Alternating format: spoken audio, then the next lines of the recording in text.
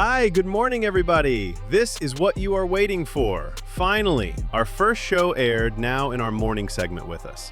I am really excited to work on this. How do you feel right now, guys? I feel delighted. There are so many topics we will discuss from now on, especially from my segment, and I can't wait to show that to our audiences. How about you, Danum? You seem a little bit frustrated. I have no problem at all with the show. I am excited too. But I just feel a little bit disturbed on my way to the office.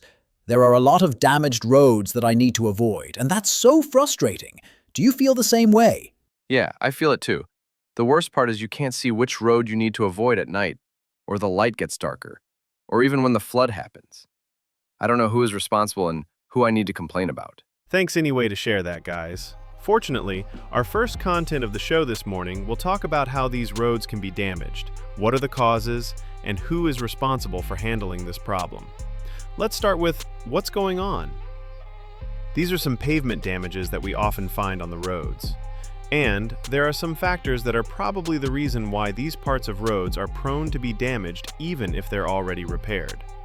The first is improper tools and ingredients, and then the execution does not comply with proper procedures.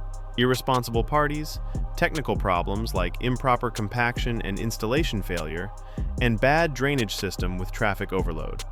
What do you think, guys? I think one of the biggest challenges why the tools and the procedures are not properly executed is because they receive low overall cost or funds for road rehabilitation and maintenance. And some irresponsible road contractors do their job unsupervised and ignore some procedures, like road testing and laboratory tests. And this is all common pavement damages, like cracking, rutting, pumping, and depression, which can happen in both asphalt and concrete roads. All pavement damage has its own causes by climate, materials factors, or traffic load and rehabilitation recommendation, like patching, sealing, overlay, and partial to full depth repair, according to some international and local regulations. Who is responsible to take this job? In Indonesia, every layer of government has their responsibility to their area, from national level, province, regional or city, rural area, and some particular area, with cooperation between local government and public works and housing department. This work cooperation hopefully can take charge of every road repair and rehabilitation based on road function and condition. Yes, good on paper. But the execution still needs a lot of improvement to repair the road, because there may be complicated bureaucracy and permissions to do the job.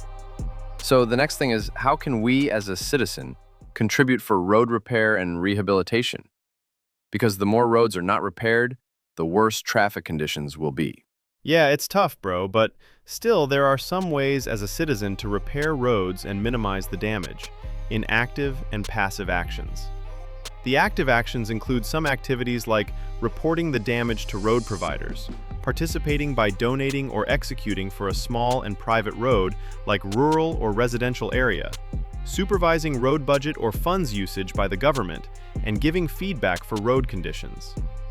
The passive actions include activities like using the road properly, maintaining and keeping road facilities, and regularly paying taxes with the hope that it can be used to repair roads. I don't know that it's a lot of things we can do to report and minimize road damages. I hope all damaged roads can get repaired, especially the ones in front of our office, because it's disturbing and worsening the road condition and the traffic itself. I feel that, bro. What about you, Amirta? Maybe we can start with reporting the damages and maintaining the road condition as best as we can, because that's more realistic from this situation. Okay, guys, that's a wrap. We will close this morning segment. I hope you'll enjoy this kind of show and the content we give. Good morning, and we'll see you later in the next segment.